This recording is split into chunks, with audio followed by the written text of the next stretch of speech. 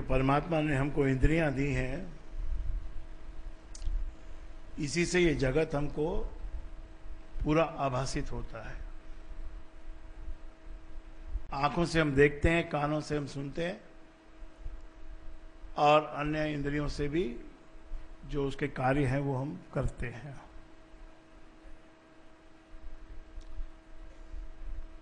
पदार्थों की एक बड़ी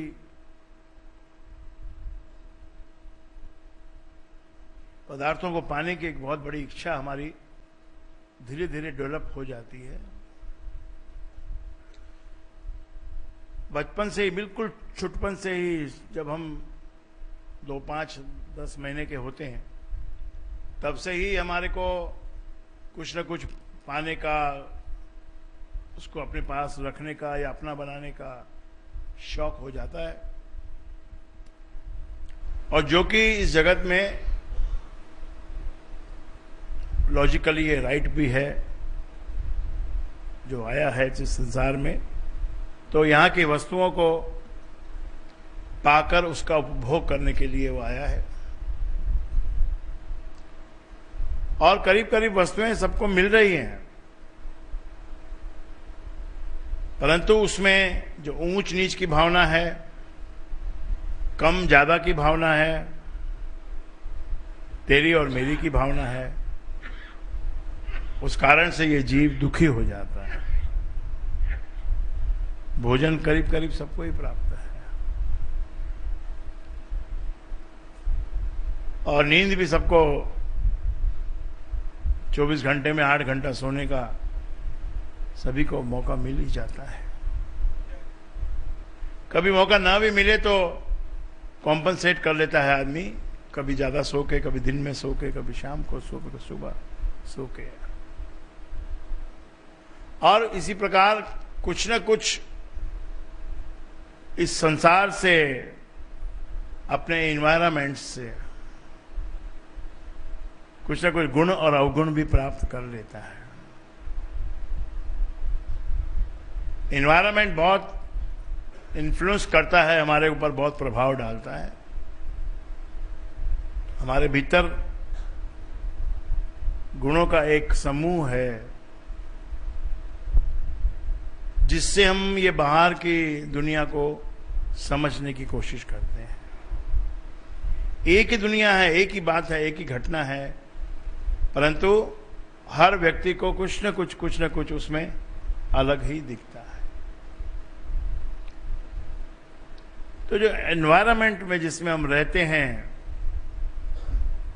उसी एनवायरनमेंट में हमको ये सत्संग का एनवायरनमेंट प्राप्त हो जाए तो उसको भाग्यशाली कहा जाता है। सत्संग भी एक एनवायरनमेंट है,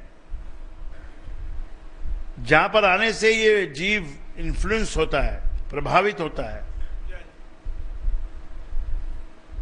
और जो दुनिया में 2 चीजें हैं, एक दिखने वाली और एक न दिखने वाली।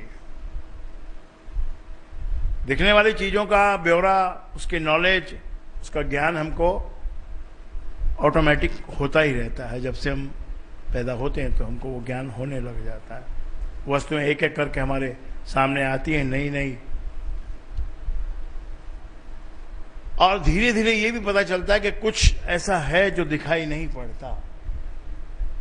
उसको कहते हैं अलख, अलख निरंजन, जो इन आंखों से दिखाई नहीं पड़ता, जो अलख है। तो धर्मदास जी ये जो इस भजन में यही बात कह रहे हैं कि वो जो अलख है उसको कोई और दिखा नहीं सकता सिवाय गुरु के। और उसको विधि, उसको प्राप्त करने की, मांगने की, देखने की, उसका जलवा देखने की जो विधि है, वो विधि है कोई यज्ञ करने से कुछ नहीं होगा, बड़े बड़े आयोजनों से कुछ नहीं होगा, जब तक कि, उन सबसे होगा, लेकिन जब तक कि तुम गुरु के चरण स्पर्श नहीं करोगे। चरण स्पर्श से क्या मतलब है? चरण स्पर्श का मतलब है आई हैव नो ईगो।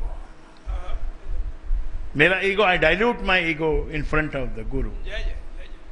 वो जब तक डाइल्यूट नहीं होगा, खत्म नहीं होगा, तब तक आप बने रहोगे आपकी जो सोच है वो बनी रहेगी, तो आप उस दायरे से कभी बाहर नहीं निकल सकोगे। डाइल्यूट हो जाओगे, गुरु के चरणों से लगे जाओगे, तो अपनी जो इंटेलिजेंस है, अपनी जो बुद्धि है, वो साइड में हो जाएगी, और सच्ची जो बुद्धि है, जो सत्य है, वो फिर दिखाई भी पड़ने लग जाएगा।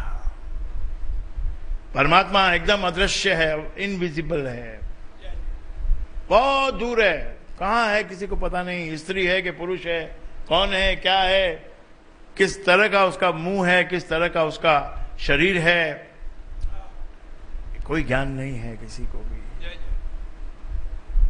लेकिन गुरु की कृपा से, गुरु के वचनों से वो धीरे धीरे अवतरित होकर दिखाई पड़ने लग जाता है। कृपा तो उसके महसूस हमको हर समय होती ही है। कोई कहेगा जी मैं बहुत दुखी हूं, मेरे ऊपर कोई कृपा नहीं है, तो ये एक भ्रम है कि मेरे ऊपर कोई कृपा नहीं है। जो दुख है वो भी एक प्रकार की कृपा ही है, क्योंकि दुख आने पर ही तुमको एक भीतर से एक तरह की तृष्णा उत्पन्न होती है कि ये दुख मुझे क्यों आया, कैसे आया, इसका क्या निवारण कैसे होगा। तो उस खोज में तुम लगते हो, और उस खोज में खोजते खोजते तुमको कोई भी एक पारसमणि हाथ लग जाती है।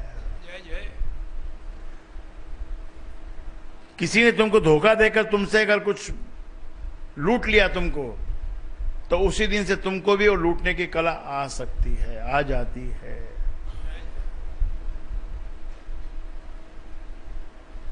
तो अपने भीतर हमको एक तृष्णा हमारे भीतर है कि अलख क्या है, वो कौन है, कैसा है।